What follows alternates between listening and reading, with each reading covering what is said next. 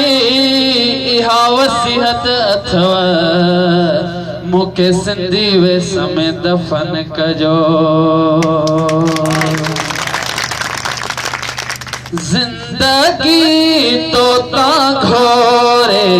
छॾियां गैरते सिंध जी पासवा सिंध मुंहिंजी ओॾाही अमा ज़िंदगी तो तां घोरे छॾियां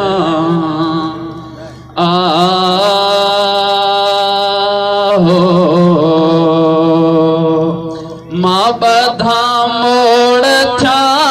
घोट घोड़े चढ़ा खून मेहंदी हणी पो कुहाड़ी खणा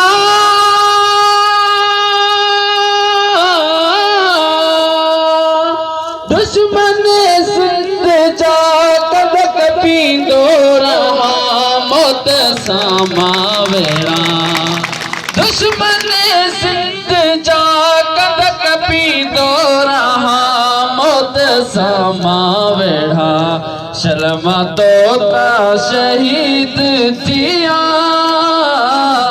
ज़िंदगी तो ता घोरे छॾियां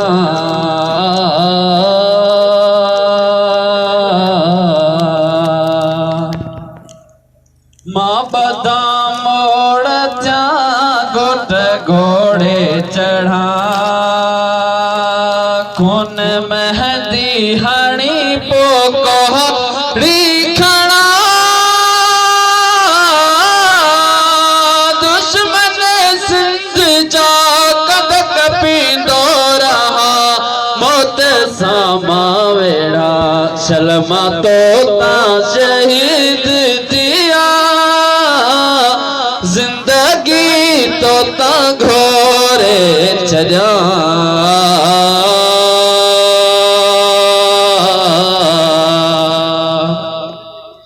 सामराजी कुतन की सकेदा कया घोट के असां जा आकुस जीवया सिंध जो न्याणियों कैदियाणियों बणियो हाय जेले वयो सिंध जो न्याणियों कैदियाणियों बणियो हाय जेले वयो ज़ुल्म थींदा रहन था अञा ज़िंदगी तो ता घोरे छॾियां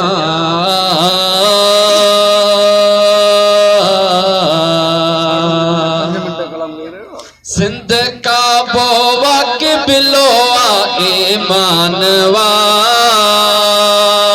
सिंधियन लहर सालो ए कुर्बानवा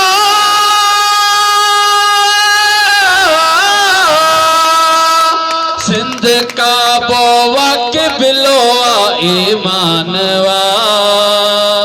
सिंधियन लहर सालो ए कुर्बानवा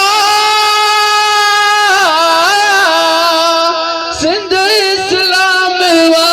सरज़मी सिंध जो जीएम सुल्तान वा सिंध इस्लाम वा सरज़मी सिंध जो जीएम सुल्तान वा छो न सजदा ज़फ़र मां कया ज़िंदगी तो ता घोरे छॾियां आखिरी शेर